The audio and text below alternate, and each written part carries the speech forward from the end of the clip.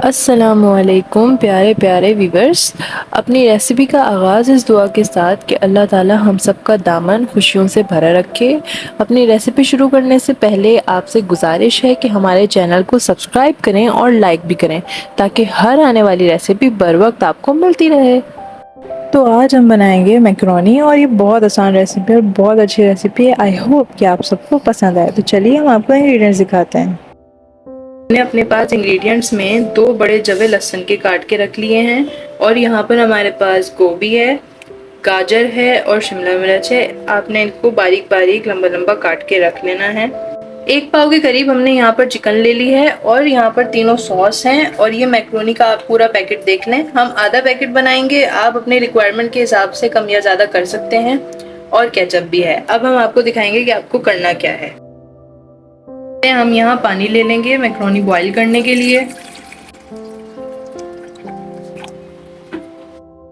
अब इस पानी में 1 चमचे के करीब नमक डालेंगे और 1 खाने के चम्मच आप इसमें तेल डाल दें। इससे यह है मैक्रोनी आपस में चिपकेगी नहीं, खिली खिली रहेगी।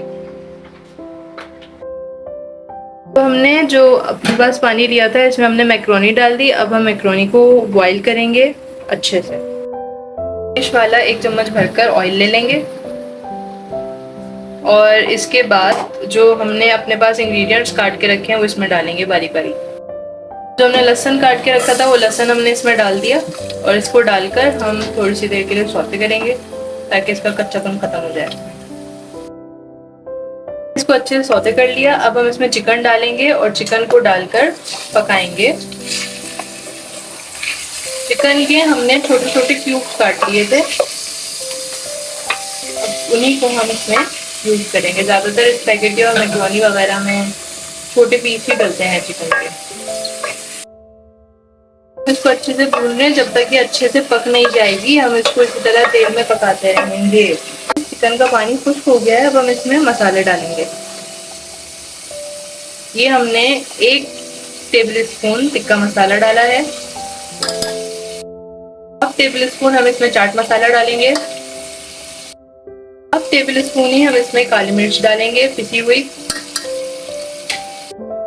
और नमक आप अपने टेस्ट के हिसाब से डाल सकते हैं। हम हाफ टेबल स्पून डाल रहे हैं। अब हम इसको अच्छे से मिक्स कर लेंगे।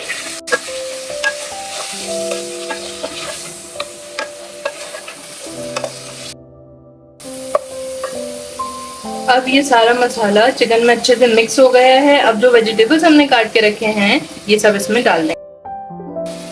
ये सारे वेजिटेबल्स हमने इसमें डाल दिए हैं। अब वेजिटेबल्स डालने के बाद हम इसको ज़्यादा देर नहीं, थोड़ी सी देर पकाएंगे ताकि वेजिटेबल्स जो है वो क्रिस्पी रहें। कम से कम 10 से 15 मिनट पकाएं आप, वरना वेजिटेबल्स जो हैं उनका मज़ा नहीं आएगा। तो हम इसमें डालेंगे 1 टेबल स्पून सोया सॉस और 2 टेबल स्पून डालेंगे चिली सॉस। ये हमने इसमें 1 टेबल स्पून सोया सॉस डाल दिया। अब हम डालेंगे 2 टेबल स्पून हम इसमें डालेंगे चिली सॉस। ये वैसे बहुत अच्छी रेसिपी है और बहुत ही मजे के बनती है मैक्रोनी इस वाली रेसिपी से। एंड आई होप कि आपको भी अच्छी लगे। जरूर ट्राई कीजिएगा और हमें बताइएगा। अब हम इसमें डालेंगे केचप 4 टेबल स्पून। ये देखें, अब हम इसमें केचप डाल रहे हैं। तकरीबन 4 टेबल स्पून के करीब डालेंगे, इससे ज्यादा नहीं। तो बनाई इतनी कि अंदाजा है तो अंदाजे से डाल दिया, आप मेजरमेंट करके डालिएगा।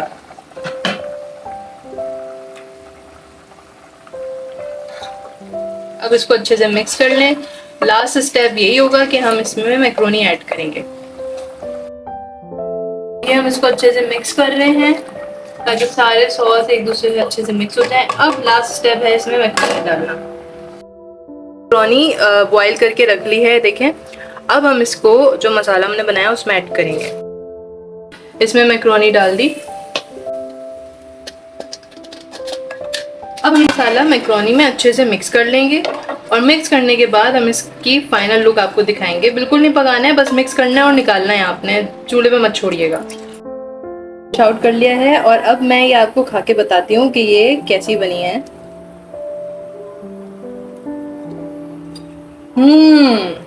ये तो बहुत ही मज़े की बनी है। ये जब भी बनती है ना घर में मुझे बहुत मज़े की लगती है और बहुत पसंद आती है। बहुत टेस्टी है, आप लोग ज़रूर ट्राई करें, आप लोग को बहुत पसंद आएगी।